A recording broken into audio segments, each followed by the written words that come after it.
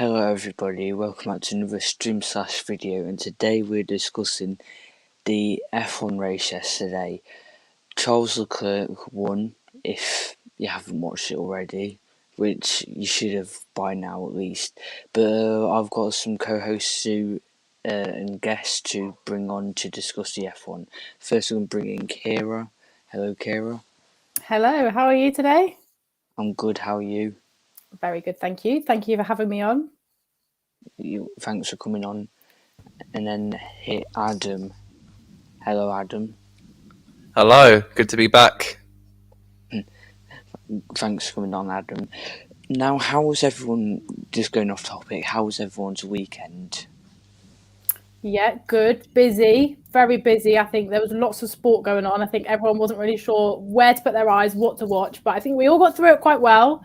It was kind of a blessing that it was the Australian Grand Prix, because that was kind of less time than it would usually take up over the afternoons where there was football, Romy Prix, everything like that on. But yeah, I enjoyed it. Good weekend. Oh, I was at work for like half the time, so You missed it. No, well, I only missed the Formula E, which isn't too bad. So catch up on that. Yeah, I got to watch IndyCar IndyCar in the evening as well. Anyway, exactly. I think it is anyway. But obviously, we had Liverpool Man City, which was very stressful for you. Yeah, that was a very intense game, just as intense as the game at Anfield at the start of the season. Very intense. I needed like a good lie down after that match, but it's over now until Saturday. Then we have to do it again. Yeah, I forgot about the FA Cup. It's not good. It's not good. Anyway, we may as well go through the race result. Okay, we may as well just copy and paste this onto a different banner. Okay, copy, save, create banner. Oh, right on the character limit. There we go. Any big surprises?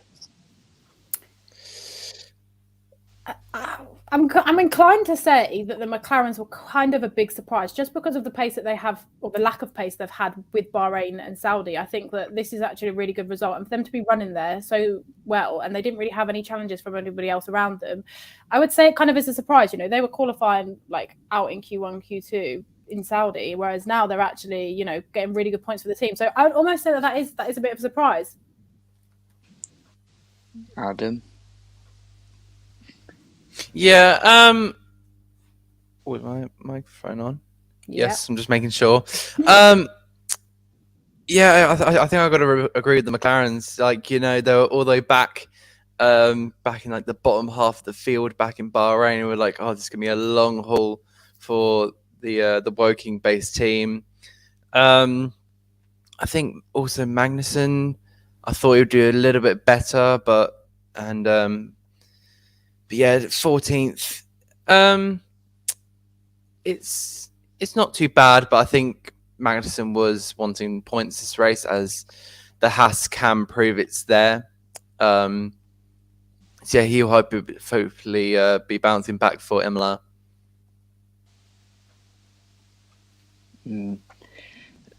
Surprises for me. You could say Albon in 10th.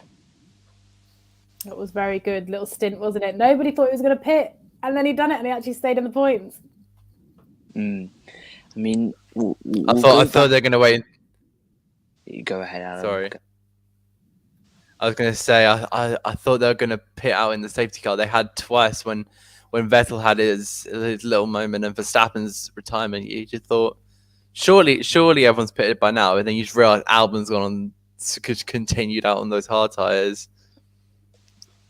Okay, we're going to go back a day and we're going to review Prix, and I've put bizarre Stroll in the TV incident, because it was. Now, what were you two's opinions on it? I'm going to start first. Now, it was, of course, they were doing outlaps. They were just keeping heat into their tyres. As far as I remember, I think, wasn't it Stroll was slow. Latifi went through, Other way. Or am I getting this wrong? Other way around. Yeah. Yeah. I didn't have a lot of sleep then. Let's just blame it on that. But yeah, then I think what Stroll was being told to let Joe out of the way, and then in going right, he just hit Latifi, which cost him getting out of qualifying. And I just think that, I mean, mistakes happen. You know, you're gonna have a mistake. You're gonna have like little moments like that. Not everyone's perfect. I do think that that yes, Stroll was to blame on that part, but you know, racing incidents do happen, and it was very unfortunate for Latifi in his attempt to get out of Q1. Exactly. Just picking up from that, I think that is the main thing that, you know, you first instantly see it, and you see Nicholas Latifi in the wall, and there was quite substantial damage there. It wasn't just like, oh, you know, like he properly spun, he properly hit the wall. It wasn't great. And I think when you first see it, and this was actually what I was saying as well, as I first watched it, I was like, oh my gosh, Latifi is in the wall again. And then you instantly just go to being like, oh my gosh, it's Latifi, like he's just crashed by himself. But obviously, actually looking at the situation, we can see that it was slightly unfortunate. I don't know whether it's came out. I haven't really looked at it too much, whether Stroll's engineer did say to him that Latifi is coming or whether he didn't know. But obviously, it kind of got to the point where, you know, Latifi let him by. So I think he kind of thought, well, Latifi's let me by. He's not going to come round in the next corner, because it was very quick for Latifi to come straight back at him. So it was a little bit weird from Latifi. I feel like Stroll wasn't to expect that. And I understand why he didn't expect him to just come up the inside like that, considering he'd let him go a corner before. But at the same time, he was right there. Stroll does just need to look in his mirrors a little bit more. But these drivers have so much that they're looking at on their dash, in their ear, on the road. It's difficult to do that. And mistakes, as Adam said, are going to happen. But yeah, luckily they both made it into the race. Yeah, I mean, obviously we had a lot of incidents over the weekend with impeding, especially on Friday. That was a regular occurrence. I mean, I got up early to watch practice too, and there were a lot of impeding. One that springs to mind is Stroll impeding that Sainz on a quick ramp into the penultimate corner. Got the rear one in chat here, yo. Yeah, the racing drivers have got a lot to look at. The dash, like what you said, Kira, and these incidents happen. So yeah. And also McLaren strong. I mean, Lando Norris topped FP3 before the session before quali, didn't he? Yeah, I mean, I didn't actually get up to watch any of the practice sessions. So I kind of went into qualifying a little bit blind in terms of what was going on and what was happening and things like that. But obviously Norris, you know, qualifying P4 is amazing. It's really good. And Daniel not too far behind in 7th. So I think that's really strong for McLaren to see that in Australia they had race pace and quali pace. You know, they had said they weren't sure on the race pace. That was something that they were a little bit concerned about. So to see that they were able to kind of hold it, obviously Lando didn't stick in 4th, but I think even last year's car, they expected to fall down, you know, because you've got the likes of, you know, Ferrari, Red Bull, Mercedes coming up. So they always would expect their car to fall down a little bit. But I think that, to see that the McLaren actually had pace the whole weekend is really nice to hear. And fingers crossed when we go to a more traditional track, kind of like Imola, and kind of, let's just see if they hold on to it or whether we kind of revert back to how we were in Bahrain. Yeah. Oh wait, autocorrect. Yeah, I'm gonna put my comment on McLaren. But yeah, of course I didn't know that Norris topped practice 3. That sounds like really positive feedback for all the McLaren fans. Of course, that's what they want to hear, especially after a very difficult first two rounds. I think they need to hear that they're up in the top 10. They've got a strong looking car, and hopefully around Emma, they'll be the ones to start pushing, of course, for that maybe a strong 4th place, maybe to solidify that fourth place there, like they did last year.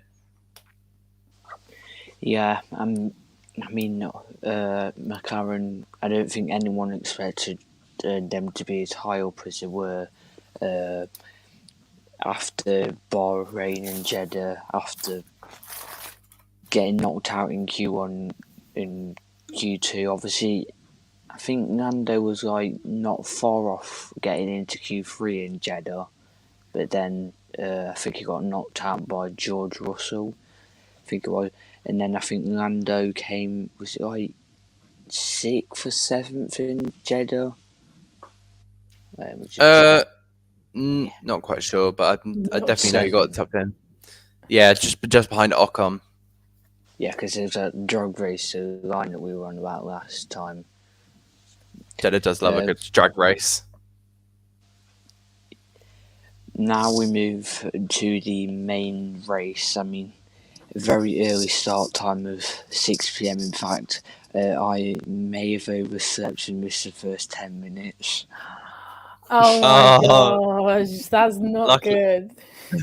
Luckily, I had an alarm, but of course, I had to literally watch the race, watch Formula E qualifying, and then I had to go to work. So,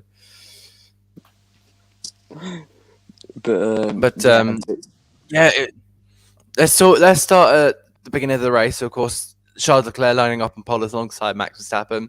A fantastic start, notably from Lewis Hamilton managing to get his Mercedes up to Q3. That was very enlightening, especially for the troubles they've had. It's nice. It was nice to see him up in third momentarily, fighting for that podium position. But of course, things didn't quite go his way towards the end of the Grand Prix. And Lewis got past Checo on the first one. Oh yeah, Lando and Checo, because it was P5, so it was up into P3 for a bit. And then when I turned the race on, we were under safety car, so probably about 5 laps in, so I didn't miss that much, other than Sainz spinning, which Sainz had a very unlucky weekend, which I've got a banner here that we'll touch on in a minute. Other than that, there were a few battles in the midfield, and obviously we had the safety cars, but the front battle was really non-existent because Charles was so good.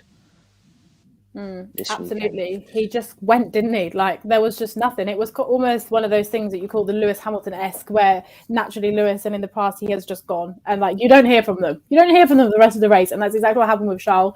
But I mean, that's the way you want it to be when you are a driver. You know, you obviously like battles, but sometimes it's nice just to get it under the belt, just to go, know that you're faster. It's a shame with Sainz, as you said, because I would like to see what he has done, just because we can see how much race pace Charles Leclerc had in that Ferrari. It would have been nice to see if Carlos could have built himself back up, probably into a podium position, because I do think he could have get up there. I think that Ferrari said they were trying to get him up to 4th. But obviously we didn't get that far, so it's a shame. But somebody like Checo as well, we can mention. Checo didn't have a great start. He was originally he actually did get a good start, got a bit stuck behind both Max and Charles, and then ended up dropping places to Lewis Hamilton and Lando Norris. So again, it's wrong place, wrong time. Had a good start, but sometimes if you get too much of a good start, you get boxed in, and that's what happened to Checo. Yeah, and then I think it was like the safety car after Vettel retired, where Leclerc had a bit of, I think it was like understeer at the final corner and he went wide, and then Max and then we thought that Max would get Charles into turn 1, and then down into turn 3, George Russell almost got involved in the battle, which was good to see.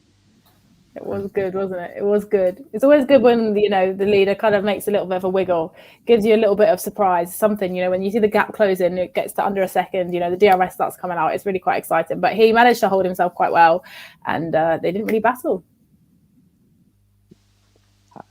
Yeah. No, I think it was all because of Max's left front graining. I think he has been having problems with that car, as far as I've heard, all throughout that weekend. Like, he was struggling with. I'm not sure what it was. I think it was just tires mainly in general. But he kept complaining about the front left graining, which didn't really help. Charles managed to keep his tires in check all the time, which is exactly what you want from a race leader. And out of all this time, we've forgotten about Perez's move around the outside, or was it the inside? I can't remember. I think it was around the outside at that quite fast chicane. I think it was just before the chicane.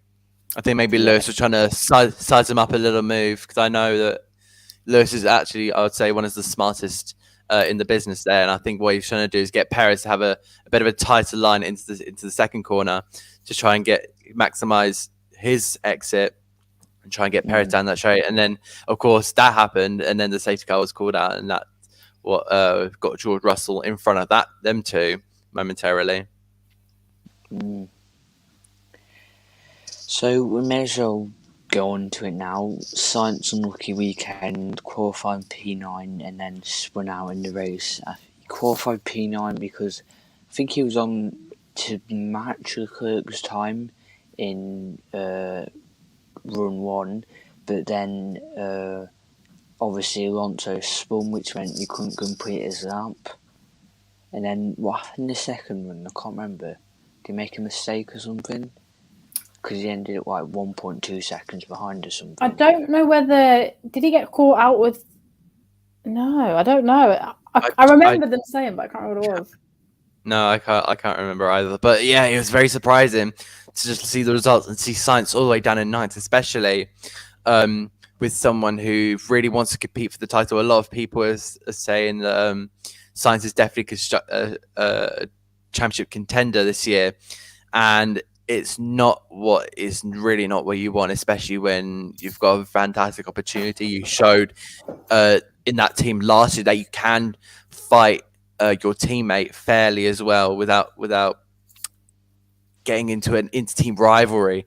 A lot of teams have had inter-team rivalries. It's not gone down well, but with this relationship, it looks stable.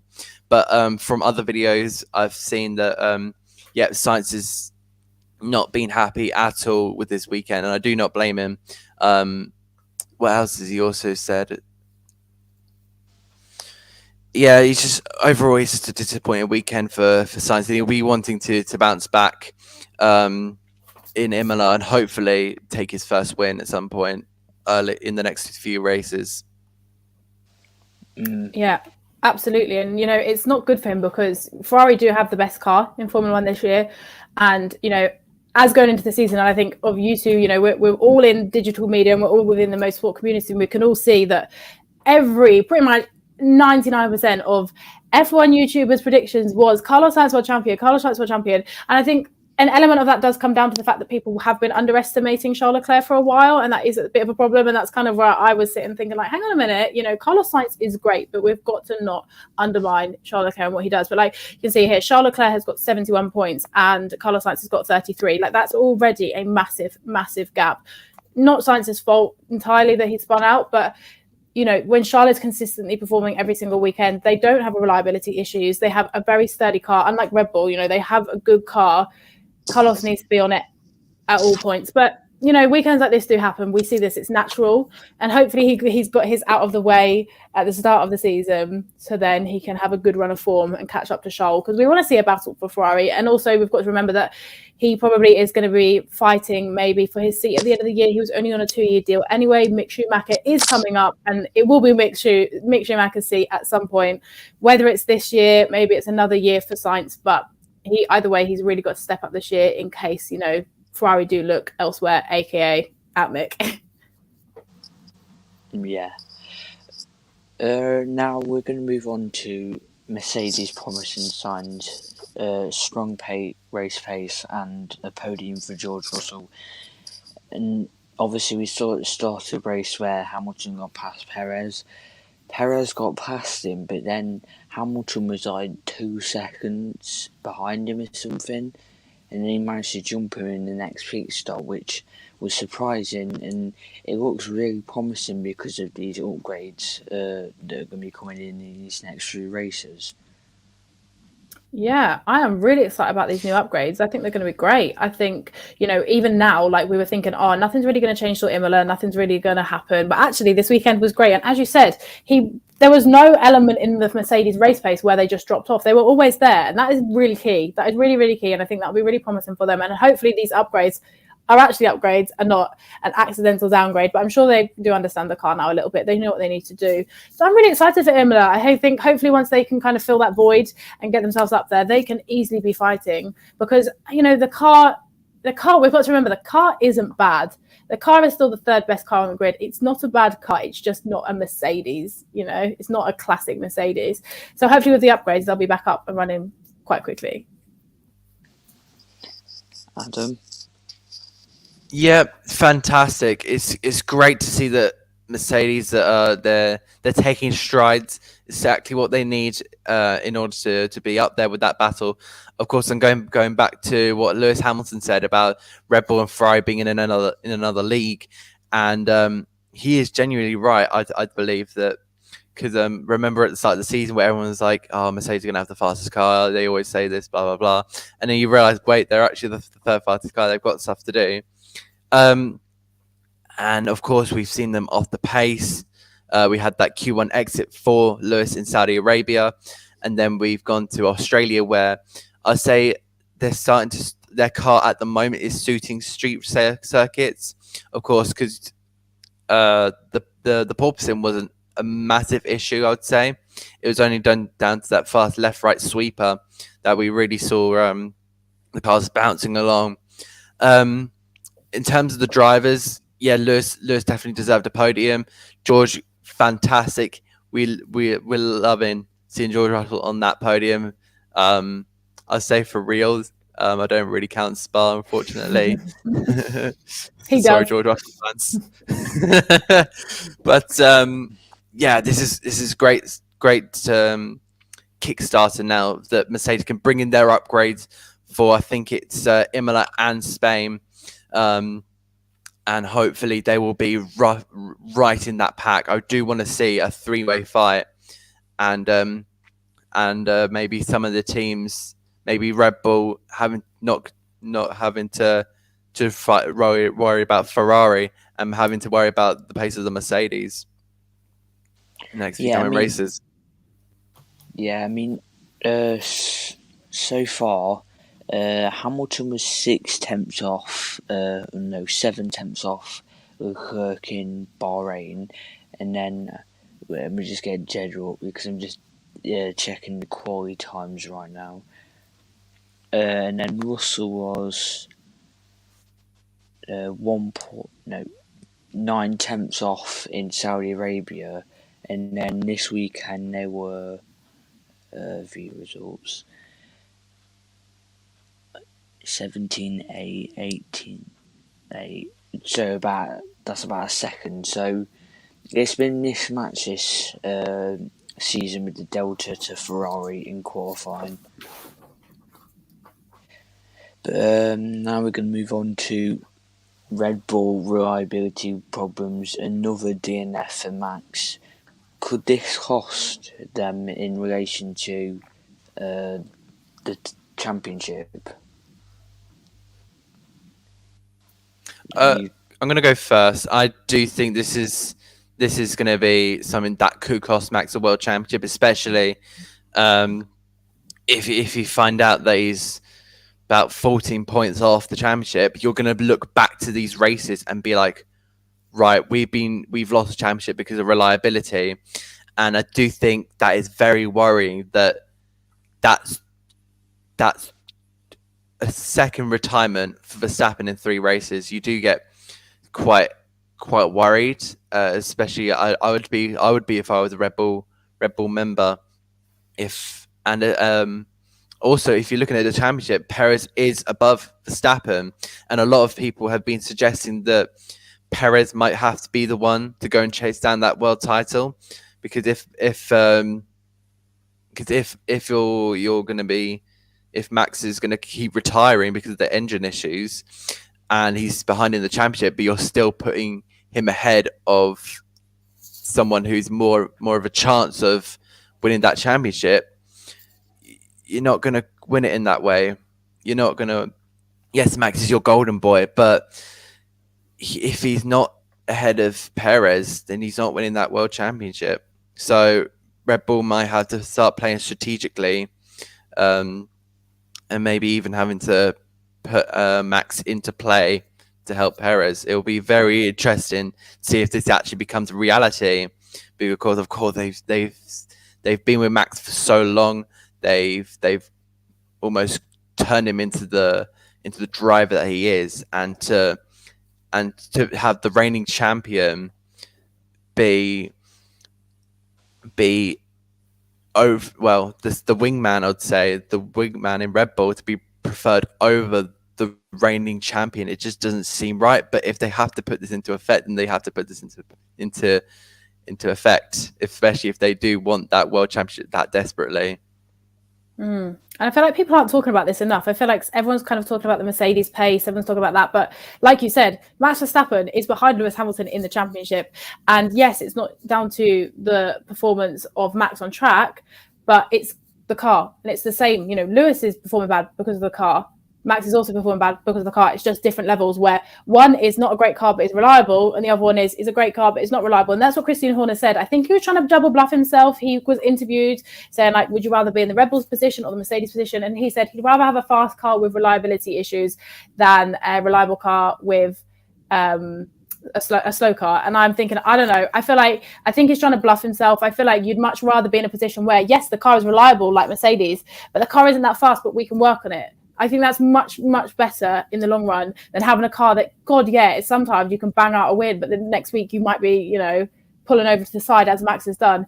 And I think that obviously Christian was kind of trying to just cover it there, which is understandable. You're never going to openly come out, especially somebody like Christian isn't going to, be like that. But it is a big thing. And as you said, you go back to these things like, going back to last year, they were equal on points. Every point matters. And for Max to have lost so many points already, he's already 46 points behind Charles Leclerc.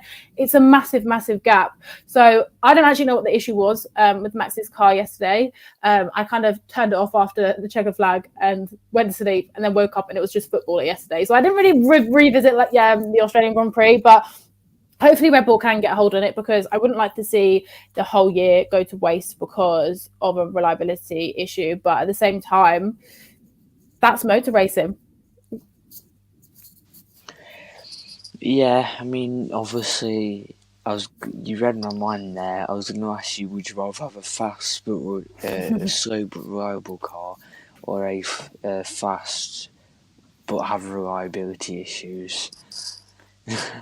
Yeah, no, definitely would rather have the slower car but no reliability issues. We don't know. The Mercedes may come to, a time where they might have a reliability issue with the powertrain or something like that. But no, I'd rather have a slower car that maybe I can bring some upgrades on than have a whole issue inside,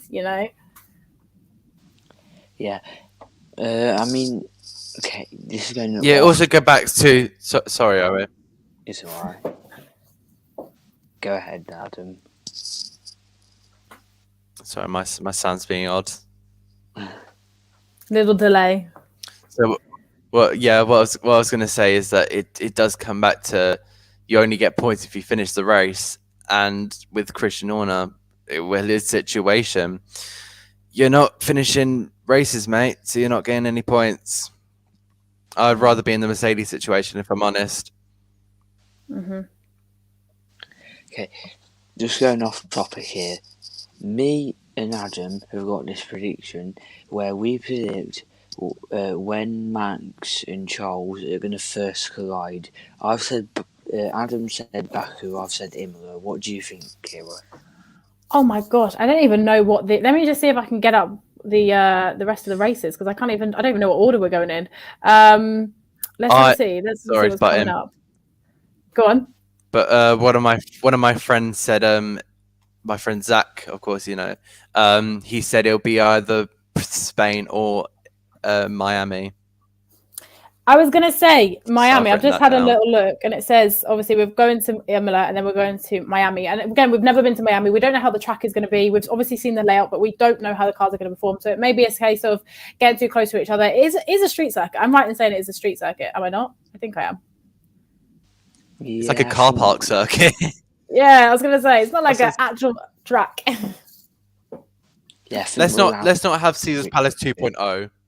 Oh my gosh, let's hope not. But yeah, I feel like maybe that could be right if it is somewhere like Miami, where obviously there isn't the runoff, there isn't the area to push someone wide. But I think Max and Charles have been really quite good with each other so far. But who knows if that'll continue. I've just checked the times for Miami. Practice 1, 7:30 till 8:30. Practice 2, 10:30 till 11:30. Practice 3, 6 till 7. Quali 9 till 10, and then the race at 8:30. It's not too bad. It's just a little evening one for us. You know, it's not like it's like 1 o'clock in the morning. I think that's okay. I find that acceptable.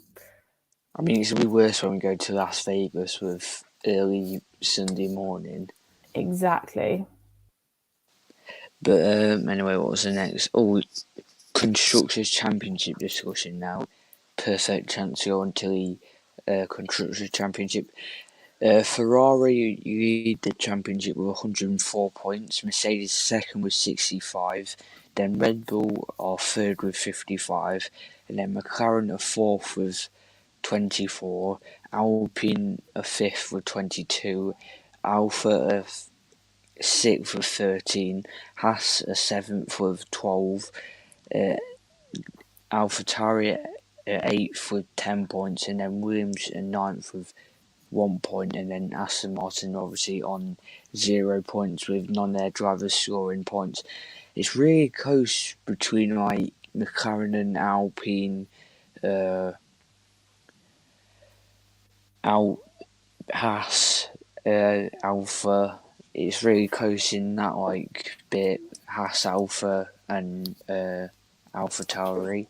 So right now, who do you think's the shock of the teams doing well at the moment? I mean, the McLaren is good. Like looking at that 24 points, it's not what I think we've all kind of looked at the McLaren and thought, oh my god, it's like the worst car ever. But actually, they're ahead of everybody pretty much. Like that win it wasn't a win. That great result in Australia, I think, has really bumped them up because like you can see they're ahead of Alpine, they're ahead of Alfa Romeo, of which Bottas has done such an amazing job. I think the worst one on here I'd say is AlphaTauri. I don't know, I feel like they've not got up and running this year as I think they would have liked to have done. And I think Gasly, we know he's great. I could talk about him all day. And we know that Tsunoda is going to hopefully pick it up this year and hopefully get a little bit better. So, I mean, I'm hopeful that they will pick that up going into the season, but that's not looking great for them in eighth. Adam, your surprises for the constructors? I'm looking at it now. I do think Red Bull should be up around 80 points. Of course, those three DNFs, two for Max, one for Sergio. That's really cost them, and they're 10 points behind Mercedes, which is. If you told Christian Horner that at the start of the season, that 3 races in, you'd be 10 points behind Mercedes, he'll be like, a lot of swearing. So, it's fantastic. Alfa Romeo up in 6th. You told me at the end of the last season that Alfa Romeo be in 6th. I'd be like, shut up. They're not. Honestly, it's great to see them because we all thought they'll be down and be the worst car, but no, they've actually sprung a surprise on us. And they're sitting pretty in P6. Also, yeah, like you said, Kira, AlphaTauri, they're not looking fantastic. I did think that would be a bit higher, maybe the 5th best car on the grid. But I do think it may be maybe a little issue with the car. Maybe it's not quite how the team want, how maybe the drivers want it. I have said that Tsunoda is one of the drivers to watch, see if he can prove himself from his rookie season. Pierre's trying his best, but we'll just have to see if AlphaTauri can improve on the next few races. See if maybe we get some upgrades in there, and I do hope that AlphaTauri can climb the ladder a little bit more. Finally, I want to just mention Aston Martin. Yeah, their car's been pretty much nowhere. Vettel, Hulkenberg, and Stroll have all been struggling with the car, and I do think they're going to become like, maybe I'm trying to get my crystal ball out here, but I do think they're going to start becoming a bit of a money team. So they're gonna of course they've signed Aramco, which is a massive country. I think it's Saudi Arabia. I think it's an oil company. I'm not quite sure. Don't quote me on that. Yeah. But yeah, of course they've got an Aramco as a sponsor, and I think they may have to go for a pay driver, maybe even like a Nicholas Latifi or a Roy Nissany, just to try and. Just to try, actually, let's not mention Roy Nissany. let's just stick Latifi and stick with that, because of course I'm not sure if you're aware, because they got their new base just being worked on. They've already got the money for the new base. So I think they're going to be a bit of a money grabbing team. I mean, surprises for me are obviously Alpha doing in 8th. Red Bull, on my calculations, have lost 42 points. Maybe 42 points to 45, because we don't know where Max would have finished if it wasn't for the DNF in Bahrain, because he did get overtaken by Carlos Sainz, but he could have got him back, so it might have extended to 45 points, which would have put them on 99 points, or 99/100 points, which would put them 4 points off Ferrari if it wasn't for that triple or those 3-engine DNFs. Alpha Haas doing well. It's good to see them off the bottom virtually. Williams, I think we all had high hopes for Williams, but at the moment 9th, not really doing that well, and obviously Aston Martin been unlucky this season. I mean, Vettel had a rubbish weekend this weekend, poor luck. Anyway, let's get into the Drivers' Championship. Charles Leclerc has a 34-point advantage, which is bigger than any advantage that Max and Lewis had last season already, and we're only 3 races in. I mean, That's crazy. It does. I think it does show that that Charles has been very, very consistent. He's got a first place, a second place, and a first place. I do think that's some fantastic consistency.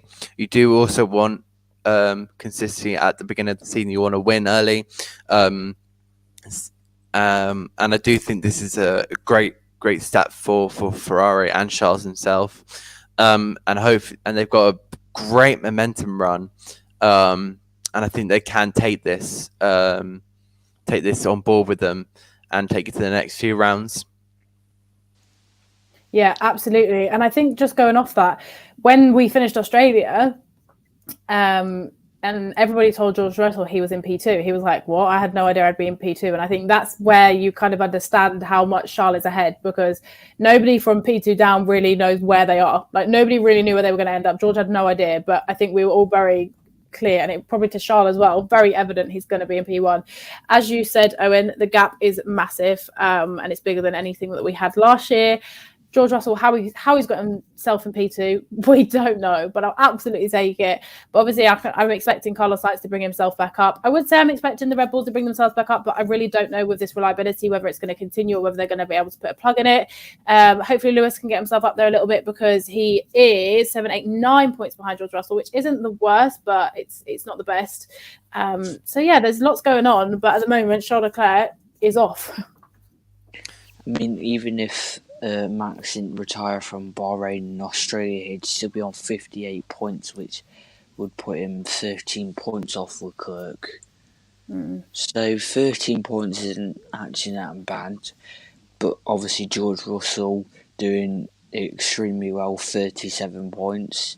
Now, how he's managed to get that, he's kept himself quiet, really. Carlos, who knows where he would have finished if he didn't spin. Perez, and then obviously Hamilton and Verstappen in 5th and 6th.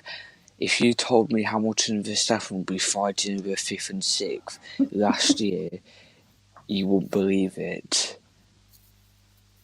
It's crazy. Like, why is that a thing? Why are the championship leaders from last year in 5th and 6th? Like, there's so many people ahead of them. Both of their teammates are ahead of them, and then Charles Leclerc and also Carlos Sainz. It's ridiculous. But do you know what? I like it. I like that we've got this, and this is what we wanted with this new era of Formula One. We wanted unpredictability, and we wanted these things to happen, and it's happening.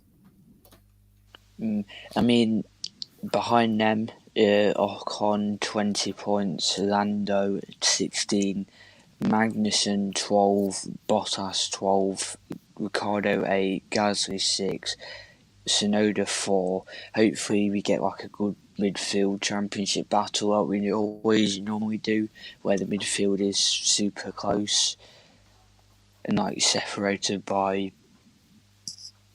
not that much. Going back to yesterday's race, when the McLarens and the Mercedes were obviously like following each other in that, I thought a DRS train was going to start to form. But I don't know whether we'll have DRS trains this year or whether they'll be a thing in the past. Hopefully they will be. Yeah, hopefully there'll be a thing of the past. I mean, that was a thing from the last time we raced in Australia, which was called the Geo train. And that is what Lando Norris called it. It was his first race in Formula One. And there was just a Giovinazzi train of which we were all stuck behind Giovinazzi. And it was probably quite a bad first race for Lando Norris to have. I don't know whether Alex and George were stuck up in that as well or not, but I just definitely remember Lando being in it. But yeah, I'd like to think we're not going to have DRS trains. I think obviously with the power of the DRS and also with the power of the cars, I feel like we probably won't have that, but it'll be interesting to see. I mean, I don't think we really saw in Australia the actual concession of 1 second behind, 1 second behind, 1 second behind. So it'd be good to maybe test that. Maybe one track we might have that and we'll actually see whether everyone will try and overtake everyone. I don't really know how that one's going to work. I mean, I was just seeing this on Twitter. During Albon's pit stop, there were some fans already in the pit lane. VIP guests to be under the podium because obviously. Oh yeah. Because look, there's this. Wait, let me just try to find it. There's the screenshot. Oh my god. Oh wow. That's bad. Oh, there we go. We've got this group chat. I might add you to it, Kira. It's like a Lewis and George group chat on Twitter. Oh, nice. Get me in it. Okay, wait. There's this Liverpool fan that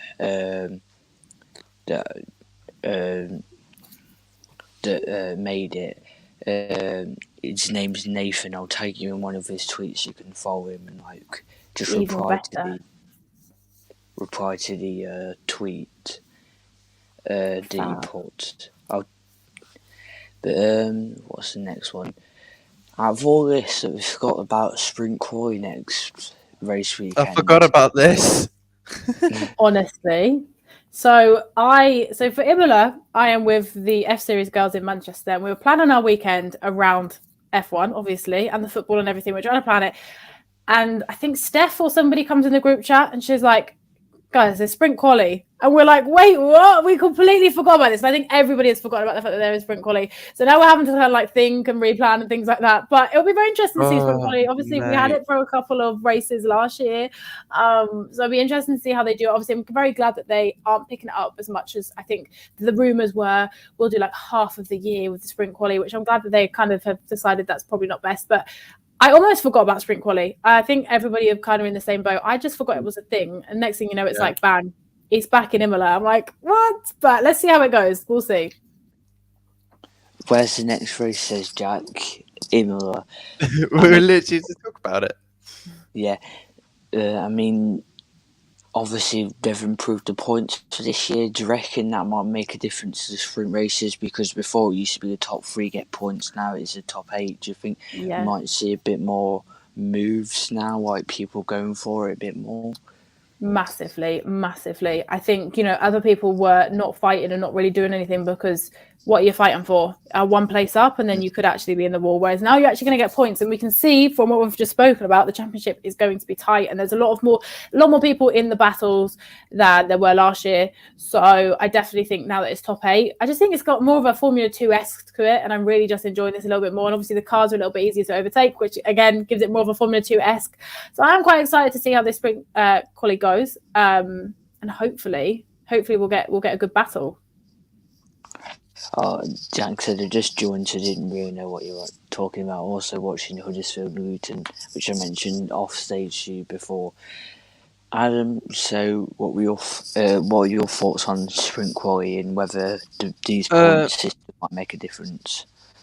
of course, I did forget about it. But I do think I'm quite intrigued to see how it's going to go this year.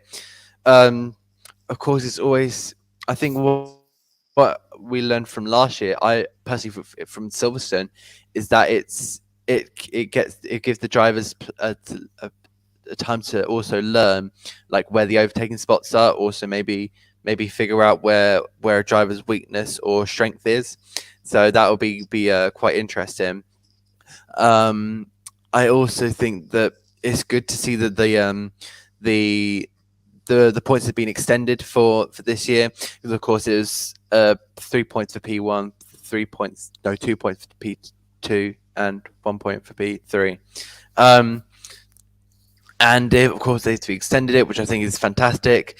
It also gives more people, more drivers to think, right, if I make this move, I'm going to make another point. I'm going to make points, rather than if I make this move, I might end up in the wall and end up last. So they're more attacking minded, going into sprint qualifying. And I'm quite interested to see how this is going to go. I'm always interested to see, especially with the new regulations. Of course, I think Dirty O is quite a significant thing in Imola last year. So of course, excited to see what Imola throws up. Non-F1 topic, but Tomo, the YouTubers in the mud, Hannah has put, "Can't believe Tomo F1 just hid peas in my pasta because I don't eat vegetables. The ultimate betrayal." That's what Hannah needs. Hannah needs that. She's recovering from COVID right now, so Hannah needs the vitamins. So good on Tomo for doing that. Okay, Imola look ahead predictions. Oh. Ooh. Do you want me to just drop some out? I don't know why, but but I've got.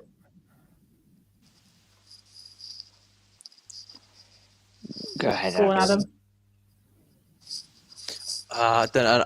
I've got a really strong belief of a Hamilton podium. I'm not gonna lie. I think Max is gonna want to come back. So I'm gonna say Max Charles Lewis. Charles Lewis. Ooh, nice. Here we go. We've got a question here. Do you guys think one or more teams will get the setup wrong, since they'll only have one practice session before Parc Ferme? I mean, they could. Obviously, you do get the issue with, well, it's not an issue in Imola, but obviously it's an easier track to get right because it's very much a high-speed track, lots of straights. It's not too technical. So it may be a little bit easier in that sense, but it could definitely be a problem. You never know. It's always that risk. You find it within the lower feeder series where they have one practice session every weekend. So I quite like it. It gives an element of unpredictability, and I think that's what we need. And as I said, if the junior series can do it, then the big boys can do it.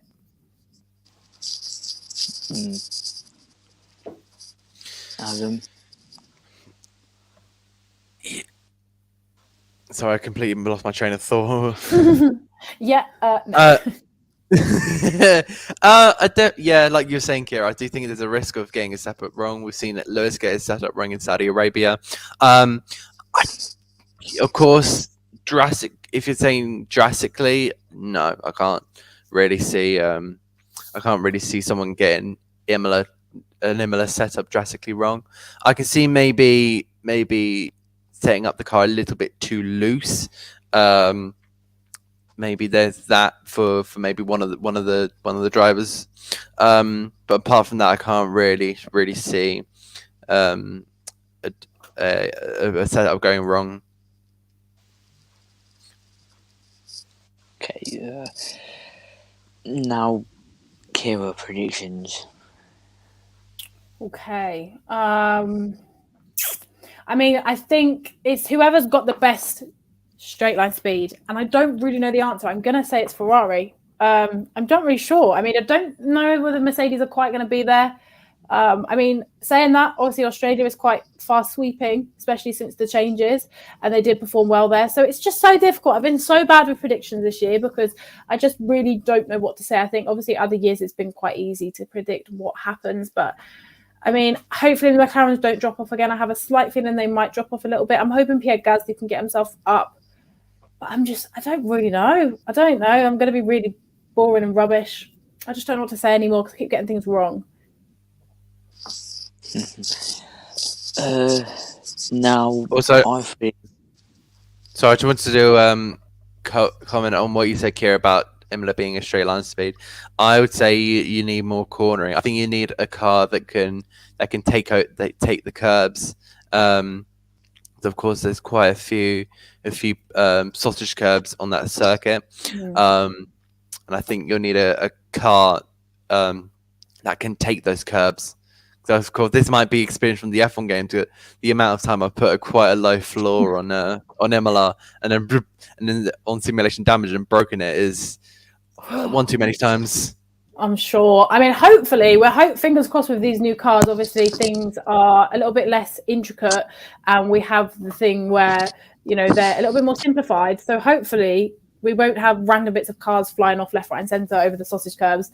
But again, we don't know. We'll have to wait and see. Hopefully, that's a good thing because we did want to improve that. That's something we said: less carbon fibre, simplifying the designs. So hopefully, with that, less debris on track. Fair enough. I'm gonna after this. I'm gonna head off and do some investigating on the floors. Do it. Just be like, yes, floor is made out of floor. I mean, this is a race where I predicted Max and Charles to crash. So I'm going to go for Carlos to win, Perez P2, and Lewis P3. So I'm going to go for. I like it. Have you put your prediction in, Kira? No, I don't know what to say. Or do. I don't know. I need to think. I mean, I think it's definitely. I mean, Max or Charles. It's very easy to say. I think Carlos will be up there as well. I'd like to hope Carlos will be up there.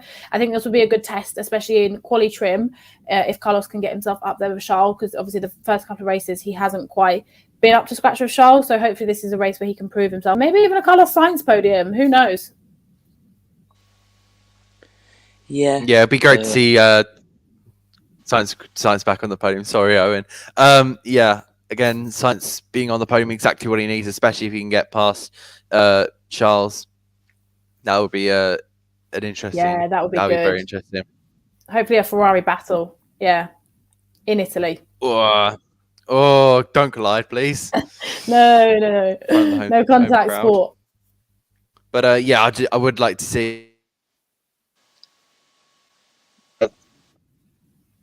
No, as I was saying, I would like to see Sainz take a win or a podium. Hopefully, yes, Casper, Carlos Sainz win would be great in your opinion. I think it would be the best way to bounce back, not from Australia, but in the championship. Of course, he's running. I think it's third actually. Third in the championship. So and I think he's going to want to get his championship fight on track, and what a way to do it with a win. Absolutely. Now that will wrap it up for today's podcast. Thanks to Kira for coming on, and hopefully we can get you on for more races. Absolutely. Thank you so much for having me. And thanks to Adam for coming on again. I think his audio is sorting out. Oh God, it is. Right. Thank you very much, mate. Thank you for having me. You're welcome. To make sure you don't miss another episode of this podcast, please make sure you like and subscribe. And I'll see you in my next live stream.